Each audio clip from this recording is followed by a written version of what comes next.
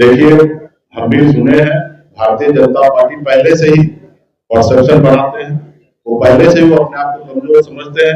उनको पता है कि मेरे नैया पार नहीं लगने वाला है 2020-25 में। ये नैया को अगर कोई पार लगा सकता तो सना ही पार लगा सकते हैं, तो इसलिए वो लोग हमारे इंतजार कर रहा है।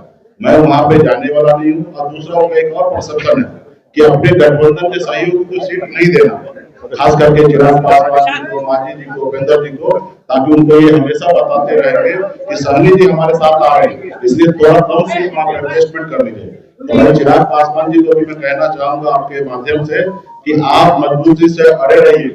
आपका पार्टी का कम से कम एनडीए गठबंधन में 50 सीट मिलना चाहिए। और आपको अगर कहे कि मुकेश सहनी आ रहे हैं तो इस बात पे विश्वास नहीं कीजिए।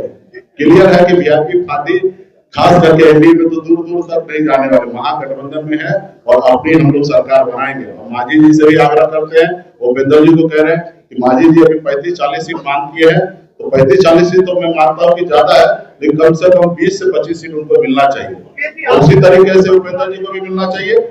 और हम लोगों के पास कोई दिक्कत नहीं है, हम लोग मजबूती से लड़ेंगे। 7 पर अड़े हैं, विदेश से भी 7 पर अड़े हैं या कोई कॉम्प्रोमाइज होगा? देखिए, महागठबंधन में जितने भी सीट पर लड़ेंगे हम लोग सब मिलकर बैठकर डिसीजन ले लेंगे और हम कंफर्टेबल रहेंगे।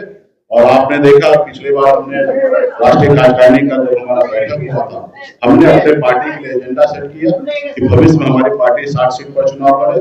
उसी तरीके से भारतीय जनता पार्टी का भी एजेंडा होता है, जो बिहार में आके जेपी नड्डा साहब ने कहा कि देश की जितनी भी क्षेत्रीय पार्टी है उसको हम खत्म करेंगे।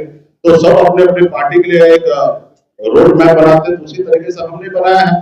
और वो भी उस सीट में 2-4 सीट कम हो या ज्यादा हो, उससे कोई फर्क नहीं पड़ेगा। हम मजबूती से महागठबंधन लड़ाई करेंगे, गरीब पिछड़ा दलित सभी समाज के हर वर्ग के लिए लड़ाई लड़ेंगे। और आपने देखा कि मेरी लड़ाई जो है दिल्ली के सरकार से आरक्षण की लड़ाई है, जिसके लिए मैंने सब चीज को त्याग दिया। मंत्रिमंडल हमारे छीन लिए गए, हमारे विधायक ले लिया गया, और फिर अभी कुछ किस मुंह से वो लोग हमको बुला रहे हैं, हमको उनपे तरस आ रहा है कि इतना सब चीज करने के बाद भी वो अभी भी मेरे इंतजार कर रहा है। तो ये कहीं ना कहीं दर्शाता है कि राज्य में वो लोग कमजोर है।